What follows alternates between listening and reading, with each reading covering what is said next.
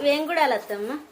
మొక్కజొన్నలు చిక్కులు పోటు పెట్టినాయి. మొక్కజొన్నలు చిక్కుల్లో నానబెట్టినాం. పోటు పెట్టి నానబెట్టి వేసుకోవాలి. వేసుకుంటే మంచిగా ఉడుకుతాయి. ఇప్పుడు వేసుకుందామంటే తిందామంటే దొరుకుతలేదు. అంటే ఇందులో ఏమేమి వేసాడు అత్తమ్మ?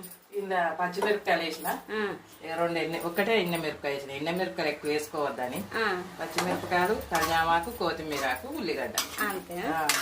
ఇక పోసుకోమో ఎల్లిగడ్డ దంచేసాడు అంటే ఇక మంచిగా ఉంటాయి, చుక్కలు ఉంటాయి. చూస్తాడంటే మస్తున్నాయి అసలు. ఎన్ని ఒక 4 గంటలు ఉడకబెట్టుకోవాలి కదా? అంటే మన విజిల్ కుక్కర్లో అయితే 10 విజిల్ అయితే సరిపోతుంది.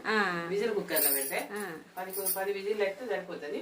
ఇప్పుడు మనం రైస్ కుక్కర్లో పెట్టుకుంటే 3-4 గంటలు ఉడకాలి. టేస్ట్ ఎట్లున్నాయి అత్తమ్మ? మా అత్తమ్మ చేసిన పోటు మక్క గుడాలి కదమ్మా.